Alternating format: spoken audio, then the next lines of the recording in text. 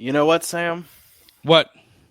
To quote Michael Scott, no question about it, I'm ready to get hurt again.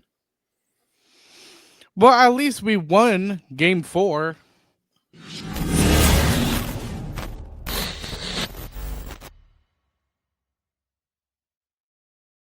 Man, I expected your one-liner to be a lot more optimistic, Sam. No, it Right. is optimistic, Sam. It's I'm ready to get hurt again. I believe in this team again. Yeah, whatever. I don't know if I saw that episode of The Office Mm. because I've never. That's the first time of me hearing the quote. So, No, it's like a meme. oh, it's more of a meme. Okay, It is a quote, but it is a meme. all right. I mean, the only quote I know from The Office is the Wayne Gretzky quote with Michael Scott added at the end of it, Yeah, that's true. which is really Which is funny. that is a But fun one. enough of talking about The Office, Sam, because we have a win to recap. But Sam, because of the win, there is an opportunity for us Canes fans to use what, Sam? You can use SeatGeek, use promo code Caniac Report. Go watch and cheer on this team to victory, Game 5, which will be tomorrow night or tonight, depending on when you listen to this, against the Florida Panthers. Game 5, you win that, we're sending it back to Florida. Let's go get a win. Yes. Yes, I really hope we get a win considering we are back at home. If we make it 2-3, I do think it makes it somewhat of a series. I say somewhat because it does go back to Florida if we do win. Hey, Florida's Uh, not been that good at home. They've been better on the road. yeah, that's what makes me concerned about both games. Oh, that's what I'm But saying. You go to you come home where Carolina, by the way, has been really good. We, unlike Florida, have been good at home and on the road. So we've only lost 2 games at home in the entire playoffs, which is the first 2 in this series. Come back home, win, head back to Florida where you know you can win because you did it. And then at Game 7's a crapshoot. Anything can happen. it is a crapshoot. But another thing too is we have a link for a donation. So if you feel like you want to donate, we do have a link for that in both our YouTube and wherever you get your podcasts descriptions. And remember, if you are watching us on YouTube, which Sam, many people have, especially in the last episode, please hit the like button, subscribe, hit that notification bell so you never miss another episode. And if you're uh, listening to us on Apple, Spotify, whatever, please leave a rating and a review. It really does help us out. But yeah, Sam, I think our latest video, which was just me recapping the last game, is at 1,500 something views. Isn't that crazy? I'm shocked. I don't know why anyone would want to listen to you. No, they want to listen to me. All right. All right. Yeah, I yeah, have the yeah. views to back it up, pal. I guess so. Yes, I do. All right. That's more like it. Okay. No covering up Sam Wallace from now on. No. Uh We'll think about it. We'll think about it. You'll think about it. Think about it. Well, Sam, first things first, because I mentioned my thoughts on the Western Conference Finals in the last episode, but 3 games in, obviously Edmonton is up 2-1 in the series. What are your thoughts on that matchup? Uh, I thought Dallas was going to be the favorite. I guess Edmonton is just. I mean, I talk crap about Connor McDavid all the time, but he's the best player in the world, and so is. I mean, Draisaitl's probably the second, if Yep. not third. So you got 2 of the top 5. Where you put Draisaitl is probably dependent on who you talk to. You got 2 of the top 5 best players in the world on the same team. So it's hard to beat that. It really is. And I think Edmonton's also goaltender has been really good. Stuart Skinner has been excellent for them. I Their think defense has played well. Their yeah, well, offense has played well. They go have ahead. good depth. No, they have good depth that they just haven't Yeah. had in many years. And that's the key. Is they figured it out. I think unlike Toronto, its front office, Edmonton's office figured out, oh, we can't just have 2 players. We need a roster to complement them. Yes. But I mean, just as go off of that, Sam. I mean, why I said about that series was I think the difference maker is going to be Edmonton, Scully, and Stuart Skinner. If he can be as good or better than Jake Ottinger, I think Edmonton wins it. To be honest. Yeah, and I think that's the direction you're going. It would not shock me at all to see Edmonton go up 2-1 tonight. As recording this, I mean, Dallas could just as easily tie it as Stuart Skinner falters. Mhm. So Edmonton is as good as their goaltender, and their goaltender has been very good. So we'll just have to wait and see kind of what happens in that series. I'm leaning towards believing that Edmonton's going to win because I think Edmonton's been the better team in all 3 games, even in their loss. Dallas has played one good period, which is what got them the win in game 1. They had a Yep. believable third period, and that was enough for the win. But I think overall, Edmonton played better in game 1, especially the first 2 periods. Edmonton played better in games 2 and 3. Um, I think Edmonton has a pretty good stranglehold on the series. It's just getting it over the finish line. So we'll see what happens there. Momentum, I think, is in Edmonton's favor, just like I think right now momentum is in Carolina's favor. So it's just can Carolina ride it to come back, and can Edmonton ride it to close it out in a couple games, or is it going to be a longer series than 5 for both If series? it, yeah, if it somehow becomes like Carolina, Edmonton, and Stanley Cup final, that's going to be something because the last time Hurricanes were in the Stanley Cup champion round Yep. was in 2006 against Edmonton, and we all know who won that matchup. Oh, So, there's a storyline I think for either team, right? If Florida goes, they're back to back, right? They're trying to go back to back. mhm. If Carolina goes, no matter who they play there, well, same with Florida. If Florida plays Edmonton, it's a rematch. If Carolina goes, play Edmonton, it's a rematch. If they play from Mhm. 2006, Carolina won that series. Carolina also had home ice in that series. That would not be the case here. Edmonton would have home ice. If Carolina goes and plays Dallas, there's a story, the Mikko Rantanen storyline Yes, there is. and the Stankoven storyline. So there is a storyline. No matter who Carolina plays, there's a storyline. And for Florida, it's just about the repeat. So there's a lot of interesting storylines here in this series. Um, whether it be the Rantanen storyline, Connor McDavid trying to get his first cup, Florida trying to repeat, Carolina with a rematch or revenge tour against Rantanen. So there's a lot of storylines out for these last 4 teams that are all pretty good, and they're all fun to kind of watch. And uh, uh, either way, I'm sad hockey's coming closer to an end for the season. But this off season, no matter what, whether it ends tomorrow or it ends down the line for Carolina's season to conclude, it's going to be a fun off season regardless of the outcome. Yes, it really is, especially for the Hurricanes. And another thing too, you mentioned of all these storylines, there is another story, but the championship was decided for the double IHF men's world story. Yes. That's how I connected it. And Team USA won gold medal. And the first time they've done it in 92 years. Yep. Sam, that a little bit shocks me when I found Yeah. out it took 92 years for USA to win it. Oh, I mean, it doesn't to a degree just because Canada's been so dominant when it comes to hockey they over all have, these years. And they're and you had just a like, period that's where Russia was really good too in the 80s. Russia was very good at a lot of things in the 80s. Yeah, yeah, um, but yeah, that's just kind of the direction that was going to go for all those years, just because of the popularity in hockey wasn't that big in the States yet, but it's grown substantially now in the US. yep, Where Canada winning isn't guaranteed. In fact, Canada got knocked out, I think, by Denmark. And that's just like, what? Canada lost to yeah. That's Denmark? You crazy. crazy? Team with Nathan McKinnon, Sidney Crosby and company on it? Oh, that's insane. But it was awesome to see Team USA won.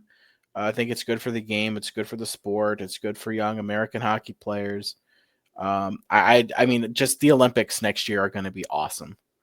I mean, Team Oh USA yeah, is going to be a powerhouse with the Kachuk brothers, and that team is going to be rough, tough, and hard to beat. That's a nasty hockey club. Canada is going to have so much skill with Crosby, McKinnon, and McDavid. And then you're going to have Finland with Aho, Rantanen, and Barkov. others. Barkov. That team is going to be pretty good as well. And they're going to be healthier because their issue was their blue line was decimated. All the Finnish blue liner options have been Yeah, decimated. But also in the Olympics, they can go over to other. They don't have to stick with just the NHL. Uh, but there are going to be so many good hockey teams. However, Russia ends up competing, there is a current ban on Russia for the Olympics. But I think they find ways around that where a Russian team can compete.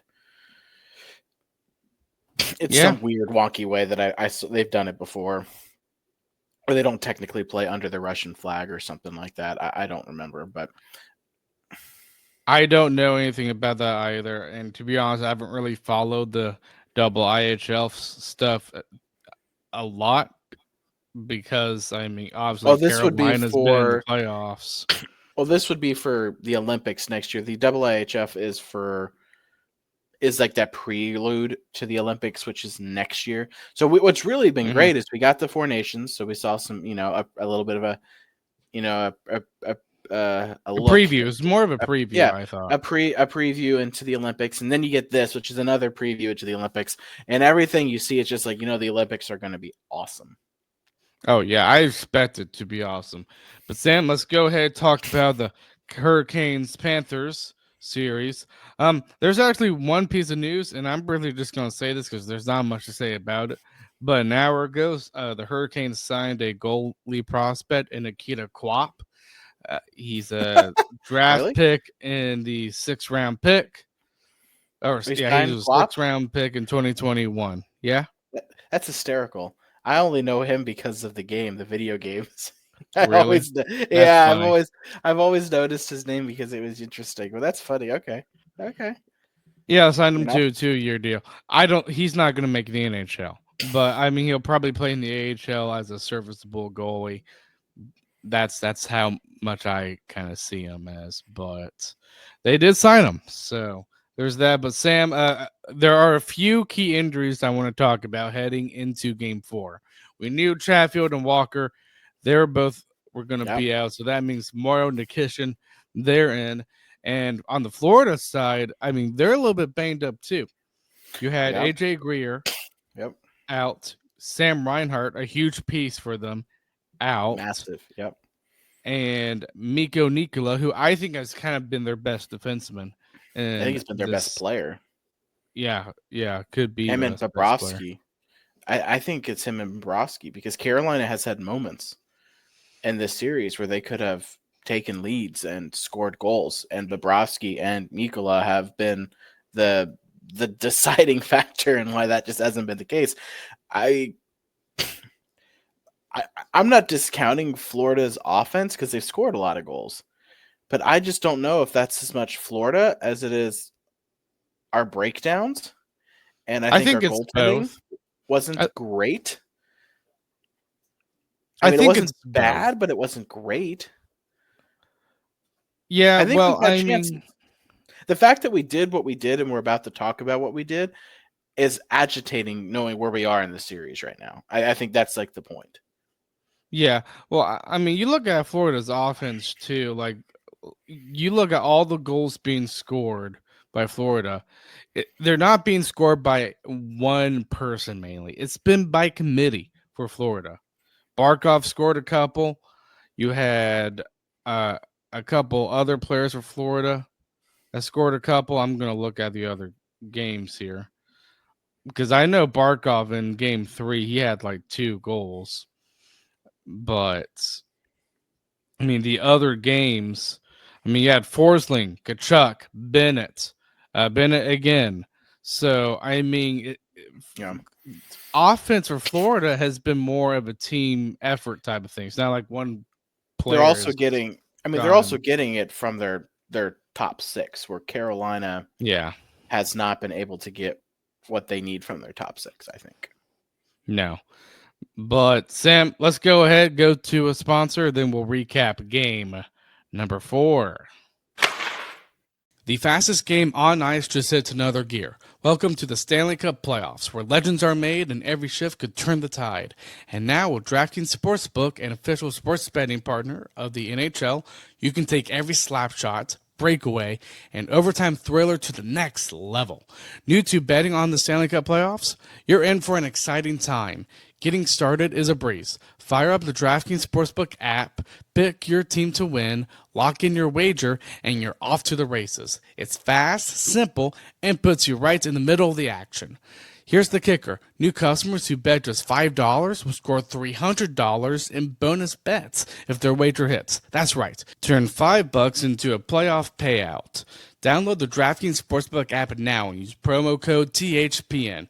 That's promo code THPN to unlock $300 in bonus bets when your $5 bet wins. Only on DraftKings Sportsbook, the crown is yours. Gambling problem? Call 1-800-GAMBLER. In New York, call 877-8-HOPE-NY or text HOPE-NY 467-369. In Connecticut, help is available for problem gambling. Call 888-789-7777 or visit ccpg.org. Please play responsibly. On behalf of Blue Hill Casino and Resort in Kansas, 21 plus age and eligibility varies by jurisdiction. Void in Ontario. Bet must win to receive reward. Bonus bets expire 168 hours after issuance. For additional terms and responsible gaming resources, see dkng.co/audio. Copyright 2025 NHL. All right, Sam. So, I mean, I was nervous heading into this game because I was like, oh, we have 2 rookies playing again on the blue line. I was like, oh, no. Yeah. But, I mean, you look at the last game, I mean, this team played a good 40 minutes of hockey, and they did the same this game. Yeah. They played very good. The only difference is they actually played a full 60. Wouldn't you agree there? Yeah, and I think that's really been Carolina's problem. I think in every game they've played 40 minutes. Right? And I think they've played pretty well. I think even some of the losses, I think they played well at times. I think in game 3, they were right there. They won. If they had just won the third period, they could have won that game, and this series could be tied. I mean, it's just you're just right there. Then all of a sudden, it just for whatever reason you lose your ability to get anything done. And game 3 is a disaster. Yeah, it And is.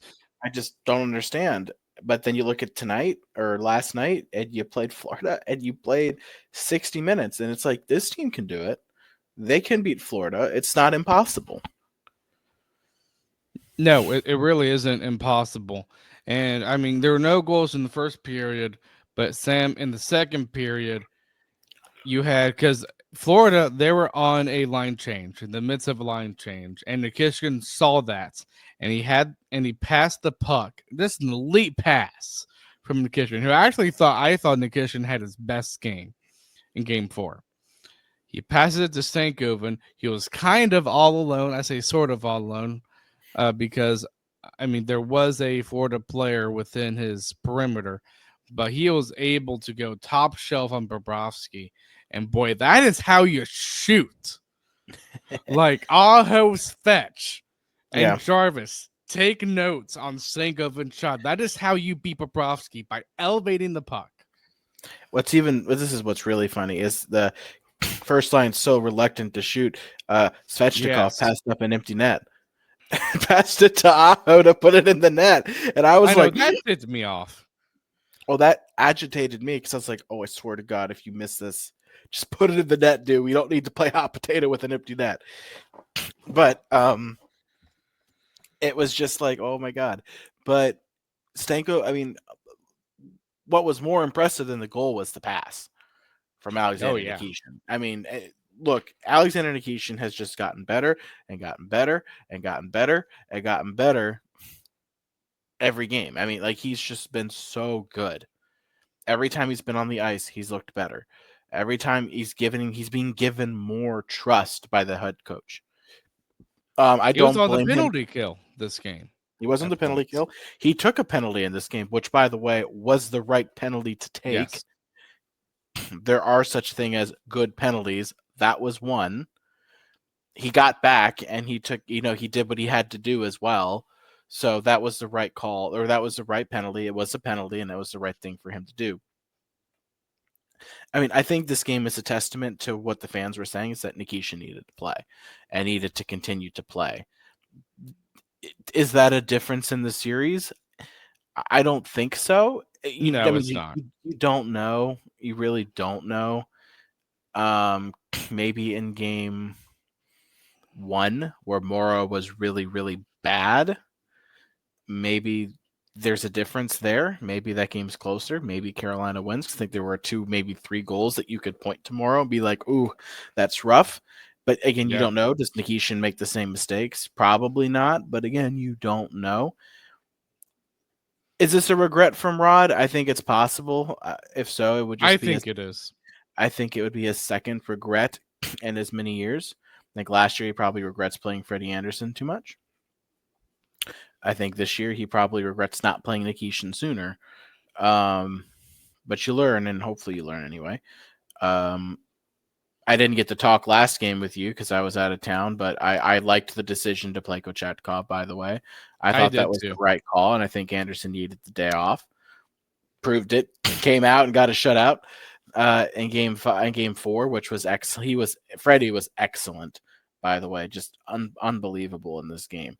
And Kochetkov was good in the He first 2 was. periods, and then third period he just imploded. Well, I thought the team imploded in the third. Really, It it wasn't just Kochetkov. I'm not no, about to blame it all on him. I agree with you there. Like I'm not. I refuse to blame it all on Kochetkov. I mean, it's ridiculous. It's not just Kochetkov. No, It's not just him. no, and it's not just Freddie and the other 2. I mean, again, it's feel free to make a save, but it's one of those whatever issues. But Nikishin's been excellent, and I look forward to watching him. I hope he gets to play anyway, game 5, because I think he's earned it. Yeah, and there are a couple other players I want to talk about. Obviously, I mean, the guy who scored the game-winning goal, Logan Stankoven, Sam, Yep. he has been playing just amazing in I would say all 3 rounds. Like, I mean, when we traded for him, like, I knew I was like, okay, so this was more of a future type of trade. This wasn't a present type of trade. But boy, he is helping us out a ton in the present because of the playoff run we're currently having. And honestly, I mean, I think Stankoven, some people might burn me for this, but I think Stankoven has higher potential than Blake does. I think that's a fair assessment. He has a better shot than Blake, I think. Yes, I think so. I think that is fair. I think they have their strengths and weaknesses. Their weaknesses both are equivalent, and they're both small. They Yes. need to get a little bulkier, and that'll come as they get older. It's fine. I think Stankoven's a little ahead of Blake in that regard. He is. Because he's had a little bit longer to get acclimated. And Blake will get there, by the way. That's not a concern at all.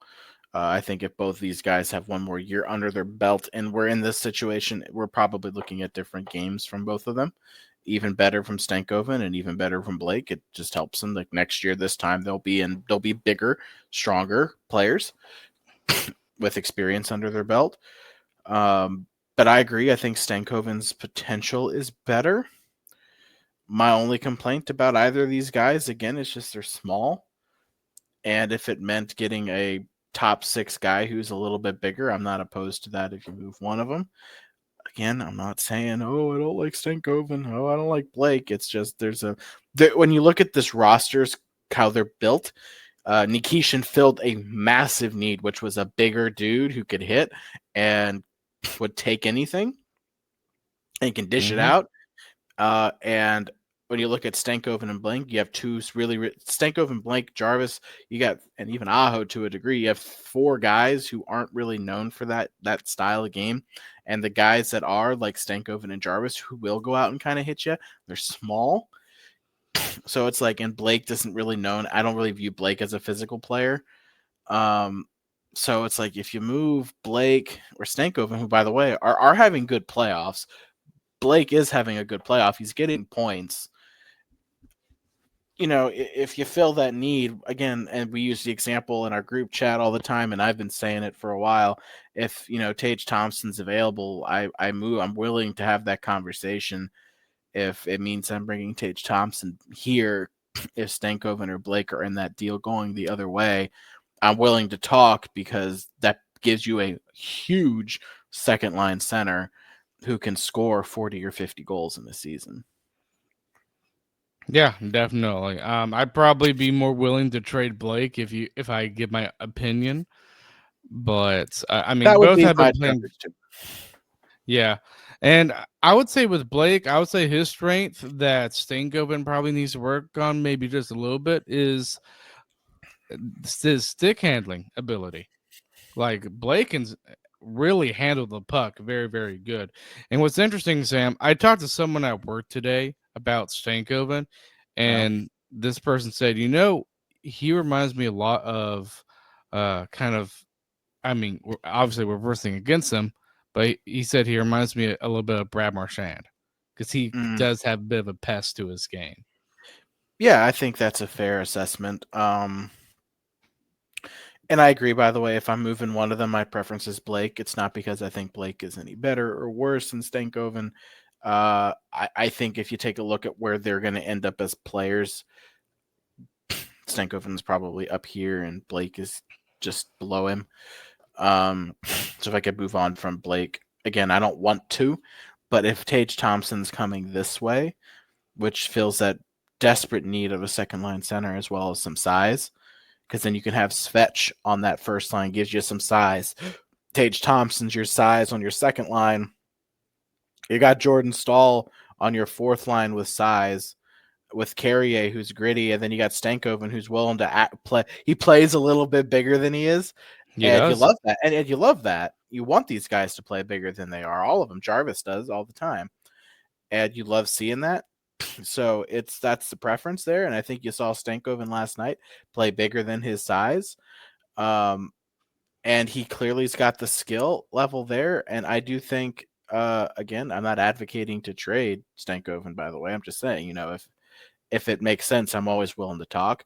So worst case scenario, if you're moving on from some of these guys, Stankoven and Blake are raising their value. No matter what, they're raising their value for themselves to get paid or for this team to utilize it and to fill a hole or fill a need. I think Stankoven's been one of our better players in this series. By the way, when you had a lot of players who haven't been very good, I think Stankoven has been good. Really, the disappointing thing on this series for me, I'm really not disappointed in our bottom six or the rookies. Even Morrow, I think Morrow had a bad game, but I don't think he's played poorly since. Well, it's our top players because Yeah, they keep passing up shooting opportunities. I mean, Aho had a breakaway in yep. game 4, and he passed it up. So I think it's a huge mental thing for them. That's my thing. yeah, and I think if you're looking at this team, this game, Carolina was successful because they shut down Florida really well, by the way. They started to up the shot volume.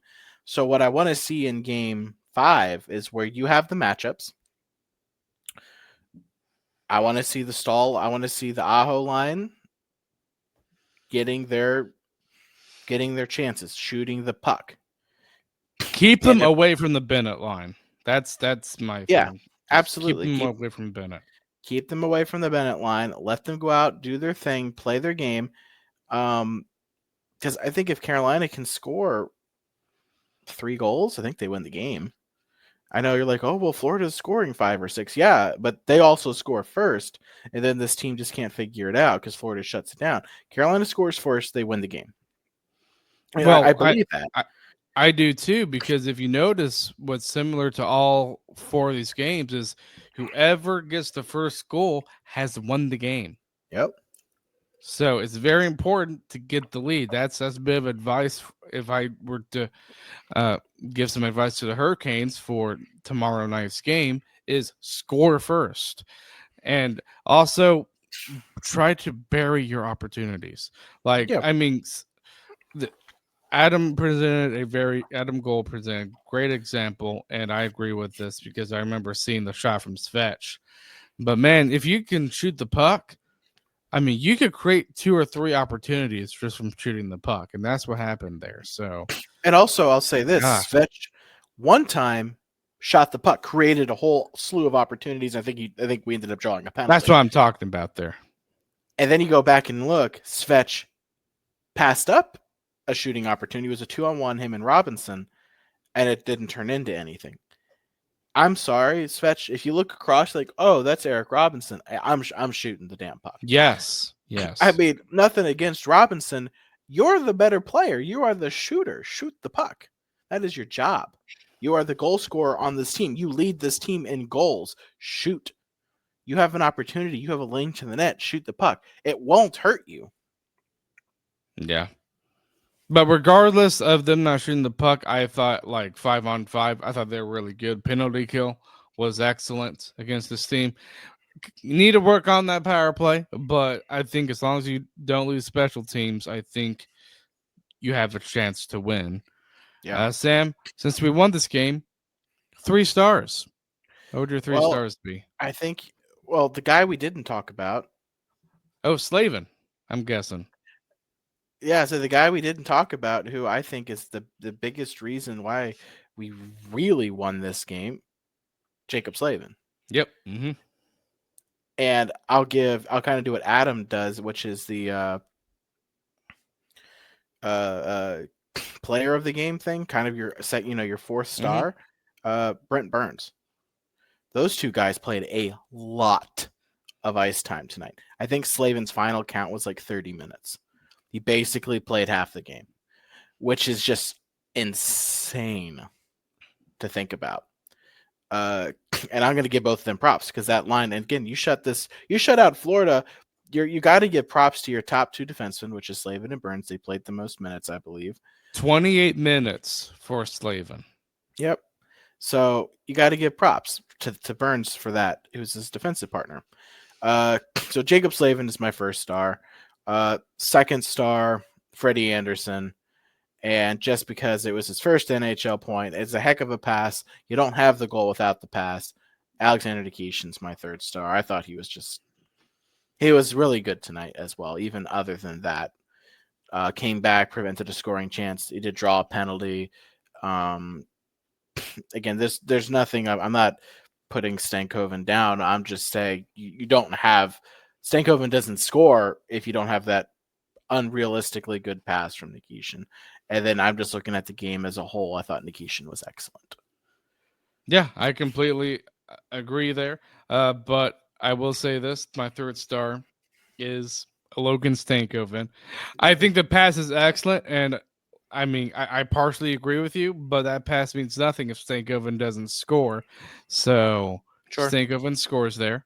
So he gets the game-winning goal, and I am going to give him the 3rd star there. To me, 2nd star, I'm going to give that to Frederick Anderson. He played a very good, phenomenal game.